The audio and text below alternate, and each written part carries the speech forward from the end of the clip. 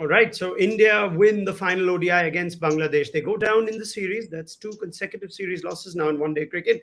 But it is Ishan Kishan's day, and we will discuss that magnificent innings. What better way to pay tribute to perhaps the most prolific double hundred getter in the history of the game than to replace him with a double hundred of your own? It will also trigger a very interesting series of conversations and debates on selection going forward. But Kishan's day gives India 227 runs, the victory of margin, and all sorts of records that might have been set or broken, which of course you'll have covered on ESPN Cricket for. On match day, Wasim Jaffer will answer some questions as well as some takeaways from this series. It was such a good innings, Wasim, for a number of reasons. I'm sure you will also find the adjectives to describe it, but I must ask you, what was most impressive about that Kishan double hundred today? Well, I think his intent, first of all, getting his 50 and then just playing very selflessly. He started attacking, didn't worry about, his own personal milestones.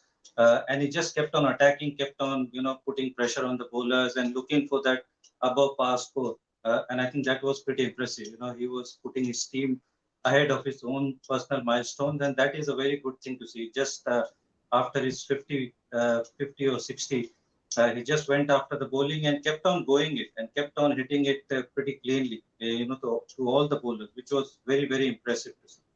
Yeah, I'm so glad you brought up that point immediately. Kishan himself, in fact, saying it at the halftime flash interview that Virat Kohli was giving him advice to perhaps get to his 100 when he was in his 90s. But he did say that if I saw the ball in the slot, I was keen to take it on. Now, does that almost clearly tell us that this intent is naturally inbred only in the newer lot of players, the T20 generation of players, Wasim? I think so. I think you'll see, we've seen it actually with Shreyas Iyer, Surya Kumar Yadav, Shubman Gill. They all, once they feel they are in, they just go after the bowling, irrespective of the format, and which is very refreshing. When it comes off, obviously, in 50-over cricket, sometimes you debate that, when you get out at 25 or 30 overs, there's plenty of overs to play. Even today, I mean, even though India got 400 plus, Washington and then Shardul were batting for those last 7, 8 overs. So sometimes it's critical, but this new breed of batsmen, they go after the bowling irrespective of the format, and it's a good thing to see. When it comes off, it put a lot of pressure on the bowlers, Yeah. and then again it put runs on the board. Yeah, absolutely. The impetus in the middle overs, even if India lost wickets, they still found their way to 400 plus comfortably. I guess this leads us to the obvious question that'll be in the minds of the fans, Wasim. What does this do for the selection situation at the top of the order? You cannot possibly ignore a batter who's got not just a double hundred, but a double hundred in this fashion. Oh, absolutely. I mean, Ishan Kishan obviously puts himself ahead of Shubman Gill now, because I feel a little bit sad for Shubman Gill, because obviously he was front runner, and sometime before this inning, you would say that he was the third opener in the line after Rohit and Shikhar Dhawan, and now he himself find to be number fourth spot, because Ishan has taken over, and definitely taken over as a third spot. So sometimes you'll feel why Shubman Gill was not in the spot. uh, you know, there's nothing wrong that he did. He played really well in New Zealand, and whatever opportunity he's got before. But just because the kind of selection we've had in the recent past, few players missed, few players get opportunity, they do well, then they get dropped. So again, the selectors will find themselves in dilemma. Who's their third opener and who's their fourth opener, and obviously what to do with Shikhar Dhawan as well. Being a senior batsman, he had a very disappointing series. So what do they do with him? You would like to back him because he's got that kind of a record. But that number third spot of an opener, and number fourth, that's going to be a big question mark. Okay, I'm interested. I was going straight to Shikhar Dhawan next, and I get from that answer that you said they probably should back him. But it's a tough place now, Wasim, the Indian top order. Since the start of the South Africa series, just looking at Dhawan's numbers, that's 9 innings now, where he's averaging 16, 146 runs, and more importantly, the strike rate is about 67. There was one 50 plus score, that was the 72 in the first ODI against New Zealand, the game that Latham and Williamson just gunned down India's target. Surely a question has to be asked now whether it makes sense to back Shikhar Dhawan given the kind of resources that are in waiting. Kishan today, Shubman Gill, who's hardly put a foot wrong. Do you believe they should still back him? I think they should still back him, because he's got that record. And then I feel it's part of that reason is that he doesn't play international cricket as consistently as he used to do it. There's not many one days in the recent past, and he found himself, out of touch and not playing, quality cricket. And that is part of the reason I feel. If you look back at how Yuvraj Singh probably, how India backed him before 2011 World Cup, he had a pretty ordinary time before that big event, or even Virat Kohli for that matter. The kind of couple of seasons he had even before this World Cup, there was voices going around, what to do with Virat Kohli, and then he came with a bang. I think we need to back Shikhar Dhawan as well, because once he gets going, he's that kind of a player who can get hundreds on the regular basis. So I feel, and that left-hander obviously, even though Ishan Kishan is a left-hander as well, but Shikhar Dhawan is a quality player. So you need to back that experience. I hope this is not the Punjab Kings batting coach giving me a response, Wasim. No, not really, not really. I mean, you can't buy experience. Shikhar Dhawan, obviously, I can understand that, because he doesn't play too much international cricket at the moment, he's Yes. not part of the T20 team. He's out of, obviously, test contention. So there's not much cricket for him, and to come in and straight away, start scoring runs in international cricket, sometimes, it's really hard. So I hope going forward, because it's 50-over World Cup next, so India is going to play a lot of one-day cricket. So I'm sure he'll get back to his best. Yeah. On that though, I've seen in the Indian team management in the past give the senior players a little time away to test other players. We saw that almost with the Mohammad Shami example in the T20 World Cup. They've done that with Yuvraj and Raina before too, Wasim, where they know what Shikhar Dhawan's all about. Even if he's having a lean period, you can always bring him back closer to a World Cup. But there's a big home season coming. Would you see merit in giving Shikhar Dhawan a break, perhaps letting Shubman Gill, Kishan get a fair number of games and go back to Shikhar Dhawan a little later, or do you believe he's got to keep playing to find form? I think he needs to keep playing. He gets enough rest because obviously he plays only one format. And again, the problem will be if somebody else starts scoring heavily, then what do? Then, do you bring Shikhar Dhawan back, or you trust? Again, that selection dilemma is going to occur again. If somebody starts scoring, if you give opportunity to all the players, because India has got such a good talent pool, they'll score runs, and then you find yourself, in confused state whether to pick him or whether you go with the senior player. So I think Shikhar Dhawan needs to play consistently, find form, and get back to his groove again. All right. Well, welcome back to the 100 making club to Virat Kohli. It's been a long time in coming since November 2019. Kohli's finally got the triple figure score. It's overshadowed with the Ishan Kishan innings, but I guess that would be a huge monkey off his back. Wasim, all the pressure of Kohli and his easy 100 making, and suddenly goes through this drought. What do you think this 100 does for Kohli? I think it brings a lot of pressure off him. First couple of games he got out to a blinder in the first game. Then obviously played on. He was lucky today with that Litton Doss who took a brilliant catch in the first inning, first game, and dropped an absolute sitter. So you need those kind of moments. Sometimes you need those luck, and we have seen it enough that he was way out of luck in few of his games. So happy to see him score that 100. It looked like one of his standard 100. The strike rate kept increasing, and then obviously he played a second fiddle to Ishan Kishan, and then got his 100 absolutely at ease.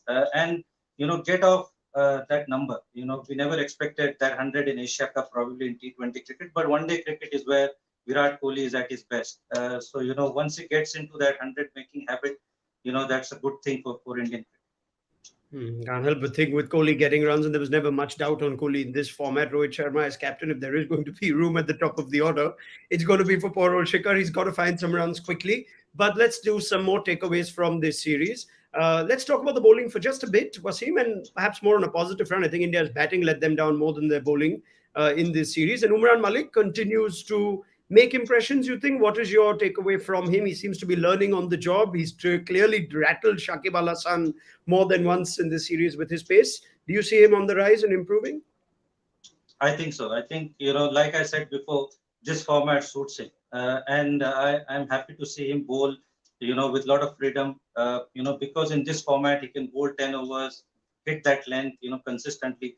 The T20 requires a lot of variation, which I'm sure he will learn as the time goes by, with his experience. But in this format, he can bowl that pace consistently, bowl his short balls. And we've seen, the results. The pace is at high 140s, touching 150, which is good thing to see. Now he comes back into the probably into first class circuit, play a lot of Ranji Trophy. I want to see that as well, playing Ranji Trophy, bowling 20, 25 overs for Jammu and Kashmir. Because I feel Test cricket and One Day cricket is the best place for him at this point of time, where he need to focus. But I think he's been a big positive out of this tour. All right. From this last ODI, sometimes you just feel like the way Kuldeep Yadav's bowling, there's a good case for him to be India's number one spinner in white ball cricket. Do you agree with that, Wasim? Well, I've been saying that for a long, long time.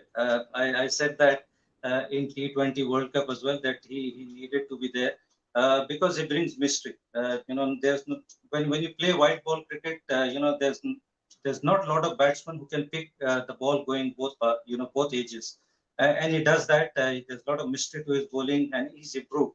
Sometimes before he was critical of bowling really slow, but I think he's improved upon that, and he's hitting that length pretty consistently. And I feel India need to look at him, even in Test cricket with Australia coming for that four, very important Test matches. I think India need to look at him in all formats, but especially T20 and One Day format. Okay. Fact of the matter is, Wasim, this is another series loss. That's two consecutive series losses. Would you be concerned about the health of India's ODI batting, in particular, with the World Cup in mind? The selection problems only seem to add on. While we know they're capable of this, we're not quite seeing it at that frequency, and this is another series loss. What is the roadmap you would like for Indian cricket, specifically with regards to their batting? Well, I feel first of all they need to find the selectors. The last lot selectors are going to go, and the new selectors are going to come, and then those selectors need to pick the 15 and 16 who they think are going to play in the 2023 World Cup, and just focus on those players. Enough of workload management, enough of resting. I feel India is about to play probably 20 odd one day international going into the World Cup. And I think the best 14 or 15 need to play that so that we know this is our best squad and this is our best 11. India doesn't need to chop and change now because we confuse ourselves. If you give anybody a chance, India is so talented that, the guy will come in and score 100, but it's only going to confuse the selectors and the management. So I feel India just need to focus on those 15, 16 players and stick to that squad till the World Cup. All right. On a Bangladesh point of view, I think this is a huge feather in their cap as well. Wasim, back-to-back series wins against India when India have travelled. It's been a while since India have travelled, but fair to say they were the better team in the first two ODIs, albeit they did manage to win that first ODI on a limp, and the second they did trouble India more. This is a significant series win for Liton Das's side. I think they were lucky. They won the crunch moment. I would say that India fought back really, really well in the first game. If KL Rahul had taken that catch, India would have won that game by probably 30, 40 runs. And probably because I know the Bangladesh players and how they think, because every time they're under pressure, they think they're going to lose. So I think that is a big plus for them, that they can now think that they can win matches out of this situation. I think that is going to change. And that is going to be a very big plus for them. Sometimes when they found themselves in this kind of position, automatically the dressing room atmosphere for them is like, we're not going to win this. So I think those two wins have should bring a lot of change in that dressing room and their attitude going forward. But I think India overall, I think, played well. Apart from that, in the second ODI, those last 20 overs, how we bowled. I think India just missed out on those crunch moments. Otherwise, I think India were a better team if you look at it collectively. But just Bangladesh were, they won those critical moments, courtesy Mehdi Miraz, Mahmudullah, and obviously a few others. But I think India should have won the series. They would be hugely disappointed with this series. All right, perhaps a little fortune going Bangladesh's way, but the records and history books will say that they have beaten India for the second time at home. Now, two test matches to follow. India stay in Chattogram for the first of those two tests. That starts on Wednesday. We, of course, will have Wasim Jaffer throughout that series, so more then. But before I leave you, Wasim, interesting selection call made on the test front just earlier today by the selectors. Jaydev Unadkat, after a 12-year hiatus from test match cricket, has been rewarded for his terrific domestic form, average of almost 16 in the last 3 years, such a big part of Saurashtra's title-winning campaign in 1920. Does he walk into this Indian 11 for the first test? And just give me your impressions of him being called up. Are you happy for him? I'm really happy for him. I mean, he's worked tirelessly. He's captain of Saurashtra for last 3-4 years, and captain really successfully. Won the Ranji Trophy. They won the Vijay Hazare recently, and he's been the premier bowler. You know, there's nobody to support him from the other end, but somehow Saurashtra finds a way to win. And he and Pujara, you know, they are very, very important players in that team, and really happy because he's worked tirelessly. You know, since he's made his debut way back in 2010, I think every season he's turned out and, you know, taken 40-50 wickets, you know, and putting Saurashtra on that, you know, top teams. So really happy for the hard work that he's paid. Really, you know, he's improved over the years as a red ball bowler. We've all seen how he's bowled in the IPL and white ball stuff, but I think in red ball cricket, you know, we've not seen the best of Jaydev Unadkat, so I'm really happy. I hope he gets an opportunity, but because I think he's bowling really, really well. There's, you know, it's kind of a present for his hard work that he's done over the period of years. All right, Wasim, thank you so much for your time and your thoughts. More from you as those two tests come our way. The series goes Bangladesh's way, but this is an ODI and a series from an Indian point of view that will most certainly be remembered for Ishan Kishan's breathtaking double hundred, record-breaking, fastest in the history of the ODI game. More from Wasim Jaffer on ESPN Cricket for Matchday as the test series comes our way. Hope to see you then. Bye-bye.